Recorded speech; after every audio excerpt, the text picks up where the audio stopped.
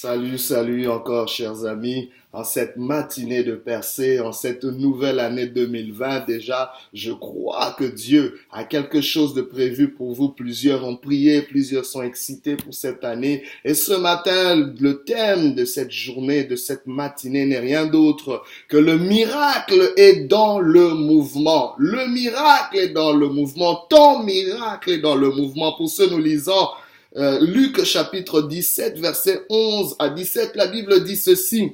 Jésus se rendra à Jérusalem, passé entre la Samarie et la Galilée. Comme il entrait dans un village, 10 lépreux vinrent à sa rencontre, se tenant à distance. Ils élevèrent la voix et dirent, « Jésus, Maître, aie pitié de nous. » Dès qu'il les eut vus, il leur dit, allez vous montrer au sacrificateur. Et pendant qu'ils y allaient, il arriva qu'ils furent guéris. L'un d'eux, se voyant guéri, revint sur ses pas, glorifiant Dieu à haute voix. Il tomba sur sa face aux pieds de Jésus et lui rendit grâce. C'était un Samaritain. Jésus, prenant la parole, dit, les 10 n'ont-ils pas été guéris? Et les 9 autres, où sont-ils? Le miracle est dans le mouvement. Mais sachez que c'est pas toujours évident de commencer une année, de commencer une saison, une relation, une entreprise afin d'atteindre ses objectifs et vivre un accomplissement. C'est pas toujours évident. Et c'est encore moins évident de commencer quand ta condition actuelle te contredit et t'interdit même de commencer. Car ta condition, tu peux pas te dissocier d'elle. Elle t'accompagne partout où tu vas.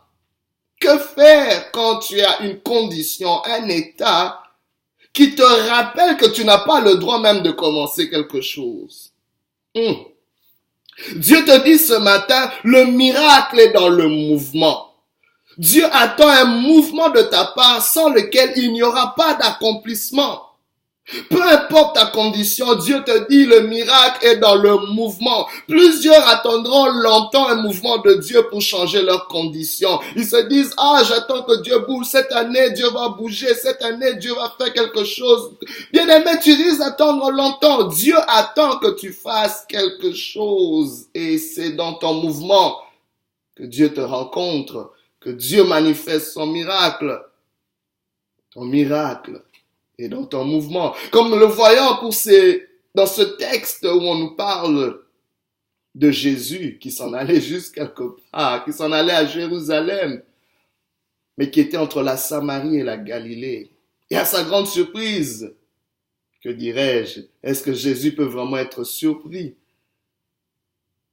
Laisse-moi te dire, même quand tu penses que Dieu ne t'a pas calculé, Dieu est celui qui peut toujours te rencontrer à la croisée des chemins. On voit dans ce texte 10 lépreux, des gens qui ont une condition limitée, qui avaient une condition qui leur donnait très peu d'espérance, qui étaient déjà exclus de la société et qui étaient contraints de vivre en quarantaine, de vivre entre malades. C'est-à-dire qu'ils n'avaient même pas l'opportunité de communiquer ou de s'associer avec des gens qui étaient bien portants ou d'être impactés ou être exposés à quelque chose de mieux.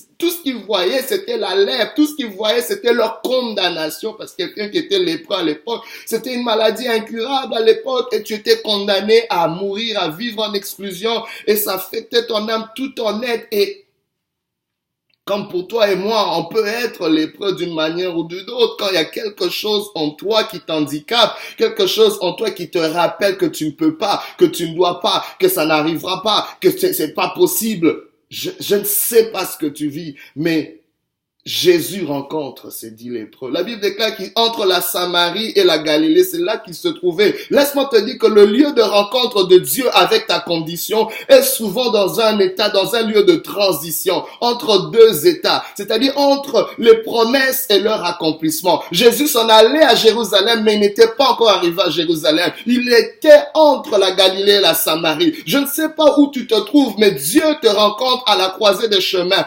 entre les promesses et leur leur accomplissement. Oh, c'est une chose d'avoir entendu les promesses, mais c'est une autre chose de vivre leur accomplissement. C'est une chose d'espérer quelque chose de glorieux pour cette année, mais c'est une autre chose de voir l'accomplissement de ces choses. Oh, Dieu te rencontre entre ce que tu sais qu'il peut faire et ce que tu vis, et ce que tu vivras, que tu n'as pas encore vécu. Dieu te rencontre entre ce que tu veux et ce que tu peux. Oui, tu le veux, mais tu es entre ton vouloir et les possibilités de voir ces choses s'accomplir. Mais dans cet état, prends une décision. Faisons comme les lépreux. Ces 10 lépreux ont pris une décision. La Bible déclare qu'ils se sont avancés vers Jésus. C'est eux qui ont pris l'initiative de rencontrer Jésus. Oh my God. Jésus était de passage. Mais ils ont réalisé que quand Jésus est de passage, il est porteur de destinée. Il est porteur de possibilités. Il est porteur de provision. On n'a pas affaire à n'importe qui. J'aimerais que tu puisses réaliser à qui tu as affaire en cette année. Si Dieu t'a permis de voir cette journée, de voir cette année, ça veut dire que cette année est porteuse de quelque chose. Dieu ne peut pas te accorder un temps si ce temps n'est pas porteur de quelque chose. Alors je t'en supplie, viens à sa rencontre. Oh, fais un mouvement vers Dieu, comme l'ont fait ces 10 lépreux. Mais ils ont pris d'abord une décision. Qu'est-ce qui a motivé leur mouvement? Ils ont pris une décision. La décision de ne pas rater ce que Dieu a préparé. S'il te plaît, si tu peux prendre une résolution ce matin, en cette année, prends la résolution de ne pas rater ce que Dieu a préparé. Oh, il connaît les choses qu'il a préparées d'avance pour toi. My God, s'il te plaît, prends cette résolution. Regardez dans ce texte, Jésus ne prend aucune initiative. Pour commencer, car c'est lui-même qui a préparé des choses d'avance. En cette année, en cette décennie, c'est une nouvelle décennie qui commence. Dieu a préparé quelque chose d'avance. Mais il te donne cette année comme une semence. Il te donne cette année comme une prémisse de la destinée. Je ne sais pas comment tu vas le dire. Dieu attend. Il attend ta réaction. Comment vas-tu réagir devant cette année que je te donne? Comment vas-tu réagir devant cette décennie que je te donne? Oh, je te donne une semence, mais qui cache une moisson. Dieu te donne une année qui cache une décennie. Dieu te donne une opportunité qui cache la percée de toute une vie. Oh, ce matin, Dieu te dit, le miracle est dans le mouvement. Le miracle est dans le mouvement. Regardez ce que les lépreux font. Ils prennent des initiatives stratégiques. Premièrement, ils font un mouvement vers Jésus. J'aime l'humilité des lépreux. Les lépreux se disent, nous ne sommes pas dignes, mais nous venons quand même vers toi. Ils prennent l'initiative parce qu'il y a beaucoup de gens qui vont commencer l'année. Ils vont commencer une entreprise, une saison, une relation avec une attitude condescendante, comme si tu étais un ayant droit, comme si tout le monde, tu étais le nombril du monde, comme si, avec arrogance parfois que nous commençons quelque chose. Cette année, tu la commences avec humilité. Tous, bien aimés, laissez-moi vous dire, quand vous entrez dans un territoire, quand vous entrez dans un domaine, commencez toujours petit, commencez toujours humble. On vous ouvrira les portes. La Bible déclare, l'humilité précède la gloire. Tu ne peux pas commencer cette année avec arrogance. Humilie-toi dans le jeûne, humilie-toi dans la prière, humilie-toi afin que l'Éternel t'élève au temps convenable. Tu ne peux pas entrer comme si on te devait cette année, comme si c'était indu de vivre 2020. Qui es-tu pour avoir vécu 2020? Tu aurais pu finir en 2019. Un peu d'humilité, s'il vous plaît. Et les lépreux nous donnent cette bonne leçon d'humilité. Laissez-moi vous dire que tout mouvement vers le Christ, vers Christ, te rapproche toujours d'un miracle. Tout mouvement vers Dieu te rapprochera toujours d'un miracle. Que ton cœur s'approche de Dieu, que tes lèvres s'approchent de Dieu, que ton attitude s'approche de Dieu, que tes pensées s'approchent de Dieu, que tes relations s'approchent de Dieu. Éloigne de toi de tout ce qui t'éloigne de Dieu. My God, s'il y a des amis qui t'approchent de Dieu, reste avec ces amis. S'il y a des amis qui t'éloignent de Dieu, s'il te plaît, reconsidère ces amitiés-là, s'il te plaît. Mais une autre initiative que ces lépreux font.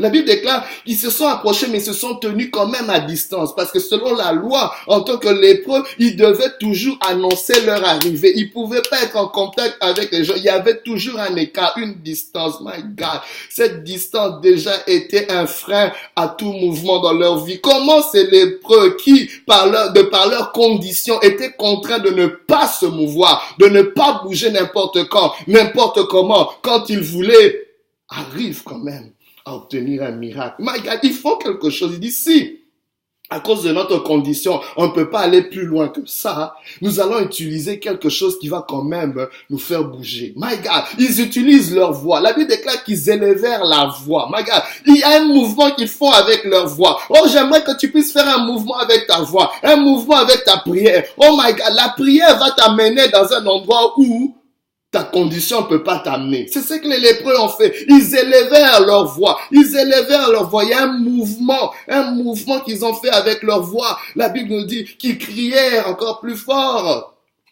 en disant, Maître, aie pitié de nous. Les lépreux reconnaissent que Jésus comme maître. Ils le reconnaissent comme Seigneur. Ils le reconnaissent comme propriétaire, comme celui qui peut changer leur sort et annuler leur condamnation. My God, ils reconnaissent que c'est lui le maître. My God, ils savent devant qui ils viennent. Et ils viennent aussi en reconnaissant leur indignité de recevoir quoi que ce soit. Ils se disent, nous sommes lépreux. C'est peut-être que nous méritons cet état. Mais s'il te plaît, épargne-nous du châtiment qu'on mérite. Épargne-nous du sort qu'on mérite. Tu as besoin de la miséricorde de Dieu. Pour commencer cette année, pour commencer une saison, pour commencer une relation. Parce que tu ne sais pas. Il y a parfois des choses en nous qui nous excluent. Des choses légales qui nous autorisent pas à aller de l'avant. Il y a peut-être quelque chose que tu as fait dans ton passé ou dans ton background qui t'interdit certains accès, qui t'interdit certaines percées. Mais tu as besoin, seule la miséricorde de Dieu peut annuler tout jugement, toute condamnation. Viens devant le Maître en disant, aie pitié de moi, aie pitié de moi. Mais regardez ce que Jésus-Christ fait. Il leur donne une instruction de se mettre en mouvement. Jésus dit juste une parole. Allez vous montrer auprès du sacrificateur. En d'autres termes, oui, vous avez fait un mouvement vers moi. Oui, vous avez fait un mouvement au-delà de vos limites. Mais cette fois-ci, je vous dis, allez vous montrer auprès du sacrificateur. Juste une parole, une instruction de la parole. C'est-à-dire, Jésus-Christ leur donne l'instruction de se mettre en mouvement selon la parole, selon la parole. Mais quand on regarde cette parole, c'était vrai, une instruction qu'on donnait à tous les lépreux qui se pensaient être purs, allez voir le sacrificateur pour que le sacrificateur puisse constater justement sa guérison, sa purification, l'analyser et le déclarer, déclarer publiquement son statut en disant que celui-ci est maintenant digne d'être réinséré dans la société. Jésus ne vient pas à l'encontre de ce qui a été écrit dans la loi de Moïse. Mais cette parole me laisse quand même un peu perplexe parce que on ne pouvait pas se montrer au sacrificateur sans être d'abord purifiés. Parce que quand Jésus leur parle, ils étaient encore lépreux. Qui es-tu dans ton état pour aller te montrer au sacrificateur? Parce que le sacrificateur va te rejeter, va dire, mais non, que viens-tu faire ici? Parce que ton état n'a pas changé. Qu'est-ce que je vais constater? Mais ces lépreux n'ont pas, oh my God, j'aime ces lépreux parce que ces lépreux n'ont pas discuté l'ordre du maître. Comme nous le faisons souvent, Dieu va te dire, donner un ordre, une instruction. Tu vas commencer à raisonner, tu vas commencer à questionner, à remettre en question. Seigneur, il faut qu'il y ait telle chose, mais à pas ça, et tu finis par ne pas bouger. Je vais pas bouger s'il y a pas ça. Je veux tel indice, je veux telle chose. Non. Il t'a donné une instruction. Peux-tu juste obéir? Pourquoi? Parce que laissez-moi vous dire, ils ont compris une chose, que le maître est celui qui parle. Il dit un mot et la chose arrive. C'est-à-dire que quand il parle, sa parole a la capacité d'accomplir ce qu'il dit. C'est-à-dire s'il dit allons nous montrer auprès du sacrificateur, en d'autres termes, sa parole est déjà en train de nous guérir. C'est-à-dire que le mouvement de l'Esprit de Dieu suit toujours sa parole. Comme le souffle se met en mouvement à chaque expression de la parole. Parce que quand je parle, il y a un souffle qui sort. Parce que ton souffle va toujours suivre chaque parole que tu dis. Ainsi, les lépreux avaient compris que quand Jésus-Christ parle, l'Esprit de Dieu se met aussi en mouvement. My God. C'est-à-dire, pendant qu'ils obéissaient à cette parole, pendant qu'ils se mettaient en mouvement, l'Esprit de Dieu, le mouvement de l'Esprit était caché dans leur mouvement, dans leur obéissance pour accomplir ce que la parole avait dit. My God, la parole de Dieu est créatrice par le mouvement de son esprit. Laissez-moi vous dire, le miracle est dans le mouvement, car le mouvement permet plusieurs choses. Le mouvement va te permettre de découvrir de nouvelles choses, de découvrir de nouvelles perspectives et possibilités. Oui, ils se pensaient être limités dans leur lèvre, mais ils ne savaient pas que Dieu est celui qui peut purifier la lèvre. Dieu est celui qui avait quelque chose de meilleur prière pour eux. Pendant qu'ils allaient vers le sacrificateur, ils virent qu'ils étaient guéris. La guérison s'est accomplie dans le mouvement, pas avant le mouvement, mais pendant qu'ils bougeaient. Je prie que Dieu t'ouvre les yeux et que tu puisses te mettre en mouvement. Le mouvement permet aussi, bien-aimé, d'être orienté par Dieu. Dieu ne t'orientera pas en 2020 si tu n'es pas en mouvement. Ça prend d'être en mouvement pour que Dieu te dise va à gauche, va à droite ou arrête-toi, fais demi-tour. Bien-aimé, le mouvement va aussi t'apprendre davantage. Tu apprends plus dans le mouvement. Il y a plusieurs choses que tu ne comprendras pas si tu te mets pas en mouvement. Le mouvement te permet aussi d'accomplir la foi et d'être agréable à Dieu. Parce que la foi va toujours, bien-aimé, stipuler une action. Il faut une action. Il n'y a pas de foi sans action. Et on ne peut pas être agréable à Dieu sans la foi. Mais ce qui m'intrigue ici, avant de terminer, c'est que l'un d'eux vit qu'il était guéri. Mais pourquoi la Bible nous dit qu'un seul lépreux sur 10 vit qu'il était guéri? Oh, qu'en était-il des autres? Est-ce qu'ils n'étaient pas guéris? Ils étaient guéris, mais ce lépreux a vu quelque chose au-delà de ce qu'il a vu. Il s'est vu lui-même. Mais il s'est vu au-delà de lui-même, il a vu Dieu. Et c'est pour ça qu'il a pris l'initiative de rendre gloire à Dieu. Vous savez, quand nous voyons des choses, quand nous ne voyons que nous-mêmes et que nous ne pouvons pas voir Dieu au-delà de ce qu'on voit sur nous, il sera difficile de faire un autre mouvement vers Dieu. Ce lépreux a fait un autre mouvement vers Dieu qui a scellé sa guérison, qui a scellé même sa délivrance, la délivrance de son âme. Mais les autres se sont contentés de voir juste quelque chose pour eux. Vous savez, plusieurs viennent à Jésus pour diverses motivations. Ne fais pas un mouvement vers Dieu juste pour avoir quelque chose, mais fais un mouvement vers Dieu parce que tu aimes Dieu, parce que tu veux connaître Dieu, parce que tu veux lui donner gloire, parce que tu veux rester en communion avec lui. Vous savez, on bouge toujours selon ce qu'on entend, mais aussi selon ce qu'on voit de Dieu. Tous les lépreux avaient bougé parce qu'ils avaient entendu une instruction. Mais un seul lépreux a bougé encore, s'est encore mis en mouvement parce qu'il avait vu Dieu au travers de ce qu'il a vu Dieu faire dans sa vie. Tout mouvement loin de Dieu ne vaut pas la peine. Mais tout mouvement, tout bon mouvement est celui qui nous ramène à Dieu, à le servir, à lui rendre grâce. Dieu ne fait exception de personne. Cet homme était un Samaritain. Mais tout ce que Dieu veut, c'est ton mouvement. Peu importe ton background, peu importe ton passé, c'est ton mouvement qui compte. C'est ton mouvement qui compte. Bien-aimé, j'aimerais te dire, 1 sur 10 lépreux a été qualifié. 9 sur 10 lépreux ont été disqualifiés parce que Jésus a posé la question, où sont les 9? Je te prie, Dieu te donne 2020 comme une prémisse. Mais ne rate pas. Ne manque pas de bouger en cette année, car cela peut te qualifier ou te disqualifier sur les 10 prochaines années. Je te parle prophétiquement, s'il te plaît. Le mouvement d'une année, d'une opportunité, d'une relation peut affecter le reste. Une année peut qualifier ou disqualifier toute une décennie. Que Dieu te bénisse et qu'il te fasse du bien dans sa présence. Alléluia.